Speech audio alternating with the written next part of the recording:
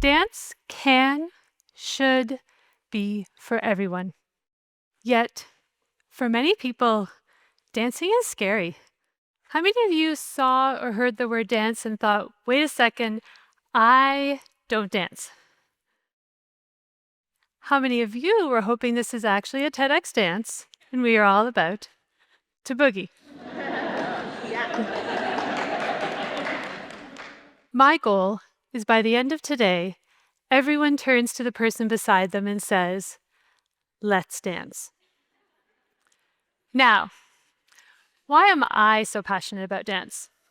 As a child, I danced anywhere and everywhere, from the aisles in the grocery store to the mini golf course in the middle of the mall. I started dancing when I was 3 years old. I asked my parents to take classes after my grandma took us to see the classical ballet Swan Lake. My grandma could light up a room when she danced. She performed on many of the stages right here in Winnipeg. She danced her entire life, inspiring me to be a lifelong dancer. Hours upon hours I dedicated to practicing the positions, learning the sequences, and refining the quality of my movements fueled my interest in studying how humans learn motor skills. Now, as a professor, I study how rhythm and sound influence our movements, with the goal of helping everyone learn the motor skills that bring them joy. I found this career because I am fascinated by the question why. So today, I will explore and challenge the idea that there are dancers and non-dancers, and instead explore why dance is for everyone. In other words, why is dance the ideal form of physical education, recreation, and rehabilitation? Let's start with a quote by Martha Graham, who said, "Dance is the hidden language of the soul." Now, why is that? When we dance, we express our thoughts and feelings without words. We communicate, creating connections across our cultures and our verbal abilities. I experienced this firsthand. My grandma moved through the world as a dancer. She also had the eyes and expression of a dancer. So when a rare neurological condition meant she could no longer stand and dance, she would sit and dance. And when she had almost no ability to move voluntarily, she would use the sparkle in her eyes to tell you she was enjoying our time together. Through dance, we connect with our family and friends, and at times with people we have never met.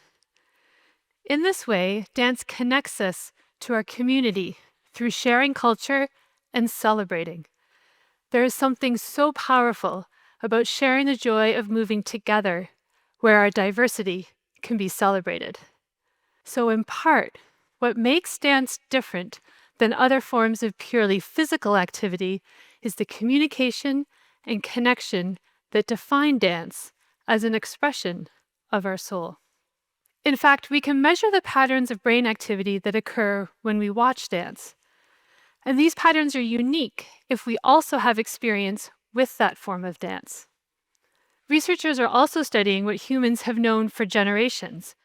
The dance creates connections both within and across our nervous systems. It is for this reason that I believe the word dance conjures so many feelings, because that expression of our inner selves requires us to move in a vulnerable space. How many of you remember that feeling of your first school dance? Reflecting on this got me thinking back to my time as a university student, when I was also a member of the Modern Dance Company at McMaster University. Because not all physical educators are comfortable teaching dance, we, as Mac dancers, had the opportunity to teach dance in local schools. I'll always remember the advice of one of the senior dancers who pointed out so accurately that when we teach grades 3 to 4, it's relatively straightforward. The kids are free and happy to explore moving. When we get to grade 5, definitely by grade 6, it is a very different story. A self-consciousness develops around the preteen years, which brings us back to why. Why is that? I believe it is precisely because through dance we are expressing ourselves and connecting with those around us. Dance connects our body, mind, and spirit. There is so much freedom when we are dancing alone in our kitchens. It is when we share that dance with others that we must move in a vulnerable and sometimes scary space. So, if dance makes us vulnerable, why and how can dance also be an accessible and inclusive activity? Dance is an integrated medium that is flexible both literally and figuratively. Forms of dance can be found across cultures and throughout history. Yet, we tend to separate ourselves into dancers and non-dancers. In this way, dance is very exclusive, especially when we think about who we see on stages. So, isn't it a contradiction to say that dance can also be one of the most inclusive activities? In fact, dance is adaptable both in how we teach and learn to dance. Dance is an individual group activity, making it an ideal inclusive activity. Dance easily allows for individualization because we can dance with as much variety as we can imagine. At the same time, we can move together, celebrating how we all move in our own unique ways. Dance is also being actively studied as a form of rehabilitation precisely because of its adaptable and integrated nature.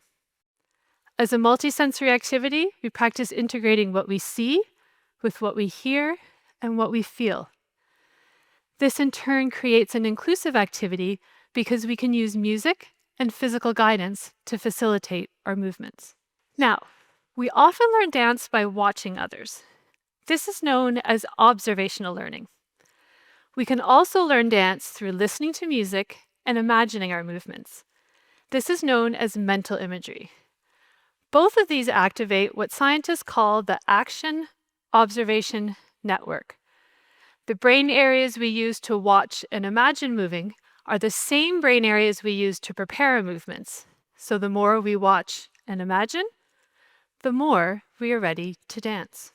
From a neuroscience perspective, it is also well established that music activates auditory motor neural pathways that can facilitate movement initiation and sequence learning.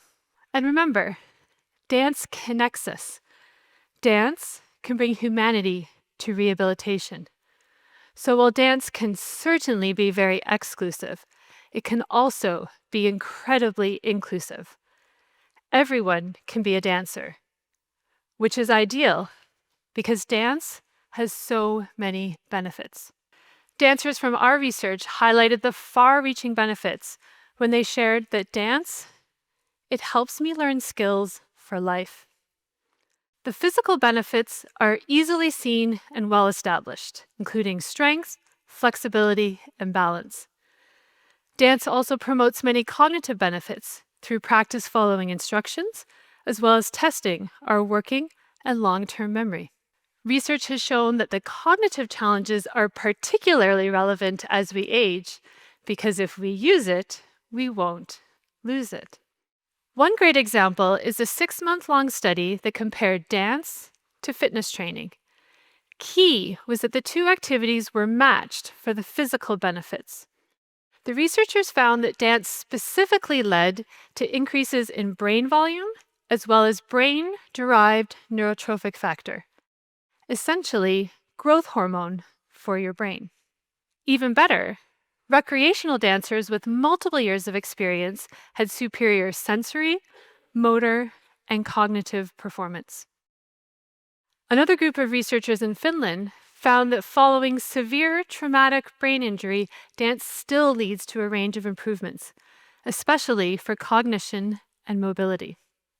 Dancers from our research, who identify as having a developmental disability, shared how dance helps them learn to work with their disability. It is a way to build self-confidence through trying new steps and learning new routines. Another group of dancers shared how dance helped them develop confidence, succinctly saying, "I'm so proud of myself."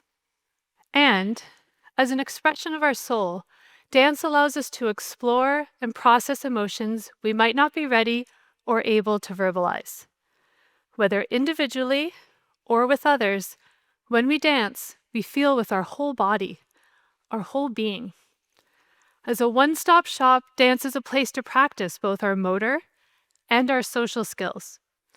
One concrete example comes from a group of researchers in Germany who found that autistic adults improved their body awareness, social skills, and overall well-being following a 7-week dance program.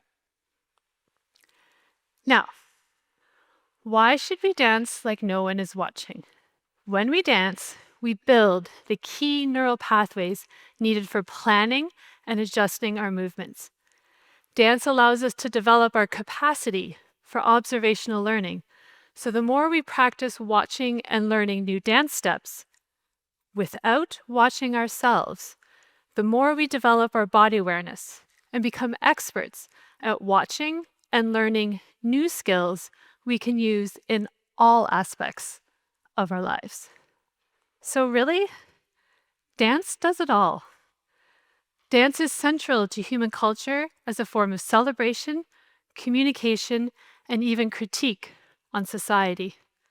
More than that, dance connects us across our cultures and our verbal abilities.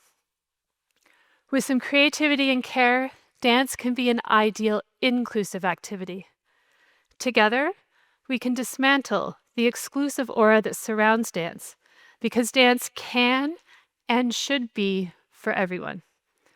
In fact, humans can hear and move before we take our first breath. So truly, we are all dancers. As you go forward, consider how dance can be reframed as an activity for everyone and integrated purposefully into education, recreation, and rehabilitation. Remember, there's no one way or right way to dance. So this is your invitation to step outside your comfort zone of moving in straight lines, to experience the joy of moving and working together, because dance connects us across our generations, our cultures, and our diverse abilities. Let's dance.